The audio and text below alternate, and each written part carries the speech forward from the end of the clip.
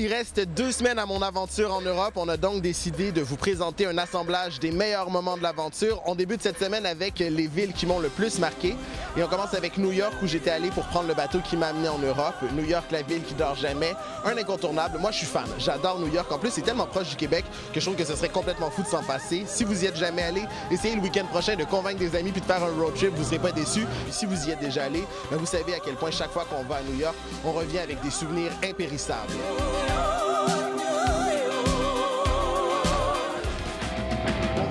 S'est poursuivi à Londres, au pays de Sa Majesté la Reine. Mec incontesté du rock'n'roll, une ville chargée d'histoire incroyable, mais aussi incroyablement chère. C'est le point négatif avec le taux de change. On y perd beaucoup, mais par contre, Londres, c'est Londres, une ville inimitable.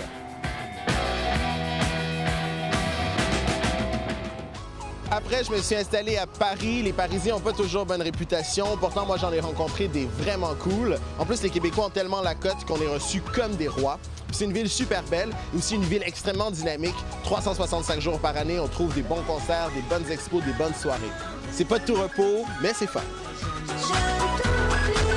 Ensuite, il y a eu les vacances italiennes dans les Alpes pour couvrir les Jeux olympiques de Turin. C'est incroyable de voir l'effervescence qu'entraînent les Jeux olympiques dans une ville, le monde entier réuni au même endroit, au même moment, les yeux rivés vers les athlètes qui se dépassent pour notre plus grand plaisir. Autre expérience inoubliable, l'escapade dans les pays de l'Est, Prague, Budapest, Vienne et Berlin, des villes que j'ai visitées pour préparer une émission spéciale de Noël. Malgré la barrière de la langue, j'ai rencontré des gens aussi cool et accueillants que les Québécois. Puis bien sûr, il y a eu l'Espagne où j'ai assisté à la Feria del Toro de Pamplune. Wow! Le plus gros party que j'ai vu de toute ma vie. Toute une ville qui fait la fête en même temps. Mémorable. Tout ça m'a définitivement donné la piqûre du voyage. Puis j'espère que vous aussi, ça vous aura donné envie de bouger parce que je ne sais pas si c'est vrai que les voyages forment la jeunesse, mais je sais pour sûr que c'est une suite de moments agréables, de découvertes fascinantes, puis de rencontres qui nous changent pour toujours.